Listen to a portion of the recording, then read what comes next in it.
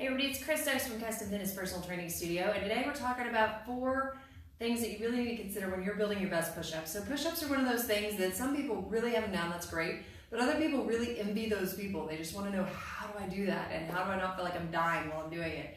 So there's a few different ways that we can modify push-ups. I'll go over those briefly today, but really I'm talking more about the form of the push-up, how to make sure that you're getting the most out of what you are doing, so that even if you only get one, you got every bang for your buck in that one.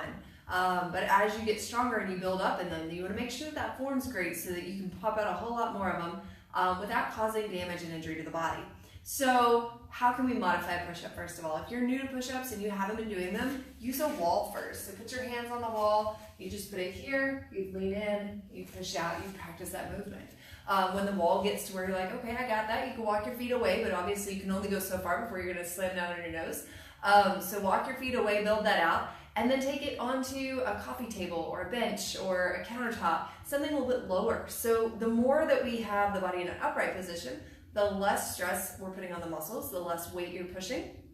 But the lower you get, anywhere from that slight angle all the way down to on the floor, the more of your body weight that you're actually using, so therefore the push-up gets a little harder. So if you're new to push-ups, like I say, stick with the modified form, either on the wall, on a bench, on a coffee table. Kind of start there, make sure you got all the elements in place, and then once you feel good with those, start moving it down. So we've got 4 different areas that we're looking at today. First one is body position. So again, we could be on the wall, we could be on a bench, on the floor. Once we get down there, we could be on our knees, we could be on our toes, we could have our feet apart, we could have our feet together. So there's a lot of different body positions. Keeping in mind that wall going down is going to be easiest to hardest, right?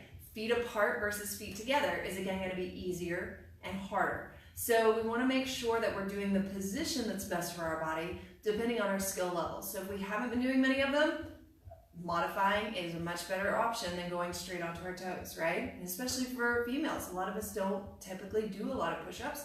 So whenever we're asked to do them, it's like, oh my goodness, those are so hard. So we need to modify, and that's okay. No, they're not girl push-ups on your knees. It's just the fact that you're modifying for that moment in time. And yeah, you can even make knee push-ups who are pretty darn hard. So if anybody ever gives you a hard time about that, you can come talk to me about it. So body position is number 1. Number 2 is arm position. So our arms in a push-up are not actually going to be in this tight position usually, right? With the elbow kissing the ribs. That'd be more of a tricep push-up. It's a different specialty type of push-up. What else happens is people tend to take their arms all the way up here, and then we're doing push-ups like this with the hands above the shoulders, and that won't work either.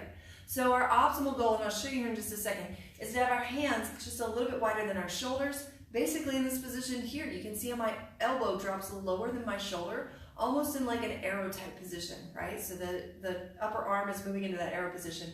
Now our hands have to be wide enough out that whenever we bend the elbow, let's see if I can show you that, then our wrists don't do this, okay? But rather, as we bend the elbow and we take it down, then our wrists move in a natural motion. So they're pulling and they're flexing and extending in the natural position, not doing this weird in and out thing, okay? So for hand positioning here, we would take it down, and again, knees or toes, your choice. You're kind of doing your own thing. I'm just gonna back up so that you can see my hands here.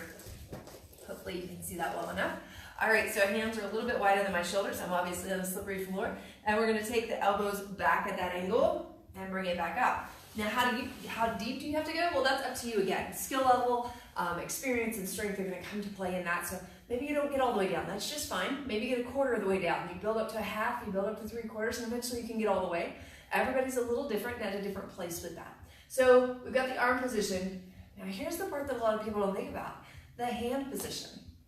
So we've got our body in the right position, we've got our arms in the right position. Why do we need to worry about our hands? Well, number 1, if your fingers are together and kind of cupped, it's going to make it harder to have the right range of motion with your wrists, okay? So if you'll open those fingers up, it doesn't have to be super wide, but just open your fingers up so that they're spread out. It's going to give you a wider base to work from, and it's going to allow your body to go through a more natural range of motion. So that's number 1. Number 2 is push-up is very challenging on the shoulder joint, especially if you don't have a lot of strength there or if you haven't been strengthening through the shoulder. Push-ups are very challenging there. We've got a lot of musculature working together to help provide that movement. So we need to make sure that shoulder's safe. So here's the kind of trick that a lot of people have never heard of. When you're on the floor in that open-handed position, and really it doesn't have to be the floor, I'm sorry, it could be on your bench or on the wall. In your open-handed position, what I want you to do is actually grip the floor. You want to be able to grab the floor as you're going down and pushing up. And what that's going to do is it's going to cause the shoulder to actually stabilize. It's going to tighten those muscles in there to protect your shoulder so that as you go through those push-ups, you actually are protecting your body rather than damaging it. So kind of cool, right? All right, so number 4 is a big one that people mostly know but don't always implement, and that is engaging your core. So before you ever get going, you have to actually engage that core. Now, what does engage mean? Well, it means not sucking in, right? So if you suck in, you get taller, you get skinnier, but engaging is actually tightening the muscles. It's actually pulling down, like you were coughing or sneezing. You're gonna feel your ribs and your hips, and as you engage, you're gonna feel those two pull together just slightly. It's not folding you in half, but it's enough to feel a shortening through the abdominal area. Keep in mind that your core is everything in your torso without your arms, legs, or head. So front, back, and sides, all of your torso is working together to stabilize you in this position. That's why working on planks is so beneficial to push-ups, because if you can hold your plank very strong, then your push-ups, you've already got that integration, and then you can start to build onto it with extra movement, right? So that's basically all that a push-up is a moving plank. So if we're here, and we've got our arm position slightly wider than our shoulders, and our body's in the right position for us, and we're gripping the floor tight, and we're engaging our core like we were coughing or sneezing, you're almost going to feel like your hands and your knees are sliding closer together. You're not actually going to slide them in towards each other, but as you engage that core, you're going to feel like they want to. So that's the feeling that you want. If you get a little shake, that's great. Dig deeper, keep squeezing, right? So we press into the floor, we take it down to that arrow shape, press it right back up, and we get those push-ups knocked out. So the more that you can practice those 4 things on your push-ups, the better form you're going to have, the better technique, the safer you're going to be, and the more you're going to be able to get out of it. So therefore, whenever you get stronger with them, after you get past the first few, you're going to be able to pop out numbers that you've never thought that you could before. So I hope that gives you a little bit of help. Work on it this weekend, right? Our weekend warrior post for the day here.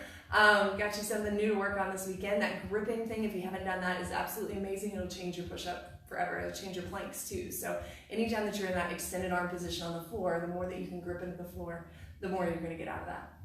So I hope if we can help you, that you'll give us a call or leave us a comment below. The phone number is 806-322-3188. We'd love to sit down with you for a consult, see if we can help you out. Whether that is improving your form and technique, whether that is helping you to overcome an injury, a past injury, a current one, or whether it's just giving you some new ideas to freshen things up, make sure that your body's not plateauing, because we all hate that dreaded plateau. So I'll be back later with some more. You have a great day.